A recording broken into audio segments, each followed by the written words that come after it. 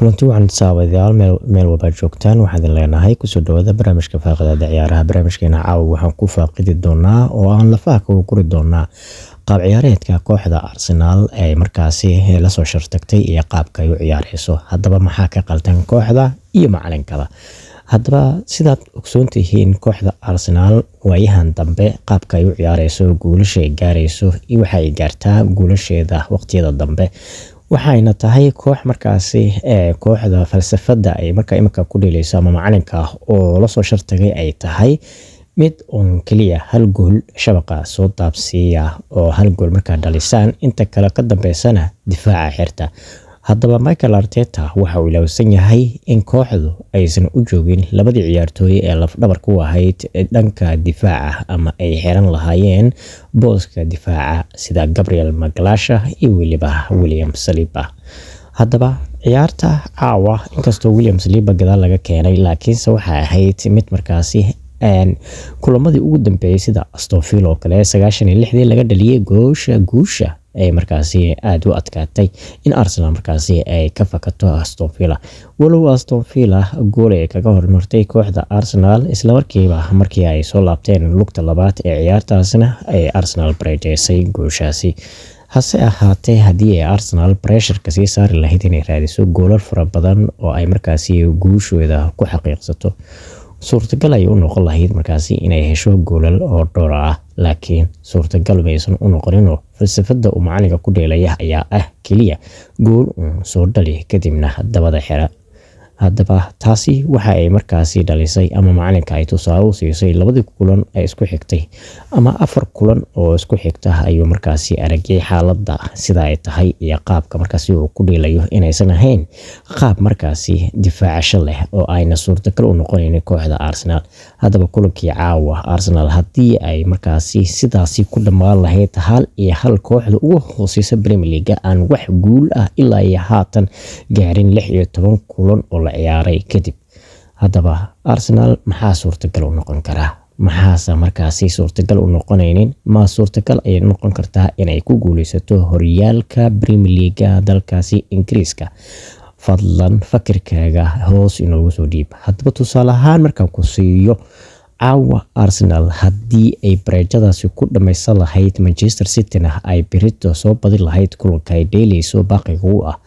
waxay ahaan lahayd ciibta adduunka oo markaasi laba is aragta ayaa la waay lahaa.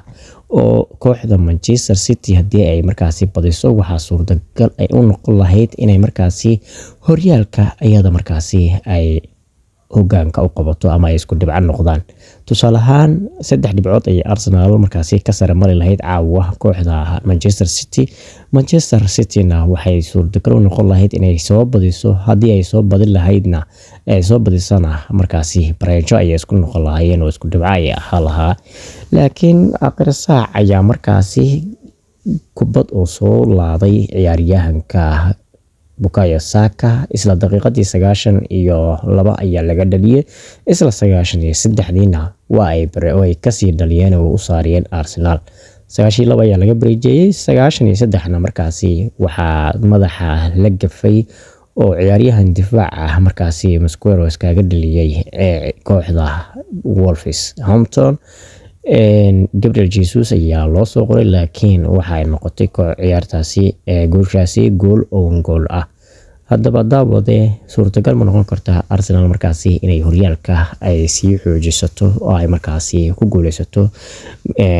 gool aad u fara badan ay ka gaarto Premier League kulamada soo socda ilaa iyo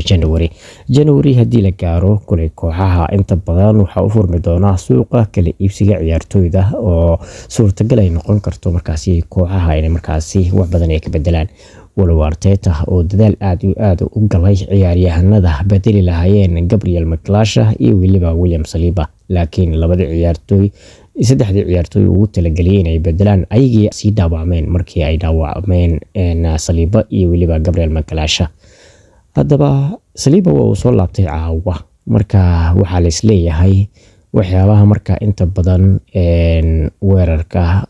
labada dhinacba oo ka imaan lahaa sida ciyaaryahanada ka ciyaara dubaha iyo Trega ama baalka bidixda iyo midigta difaaca damba ayaa markaasi suurtagal ay u noqonin inay markaasi ciyaaraan ama ay weerar aadaan sababtoo ah qadka dhexe waxa la dheelsiiyay difaaca dhexe ayaa la dheelsiiyay sida Timber iyo waliba ciyaaryahan California oo mararka qaar inta badan ay dheelaan dabade haddii aad ugu cusub tahay fadlan waxaan ka codsanayaa inaad follow inoo dhahdo page-ka oo aad sii share gareysaan oo asxaab fara badan ay gaarsiisaan si aad markaasi like-ta iyo comment-igana hanaga ilaabin haddii aad hore u joogtana fadlan waxaan ka codsanayaa inaad share gareyso oo asxaabtaada ay qayb ka noqdaan kuwa daawanaya barnaamijkayga ciyaaraha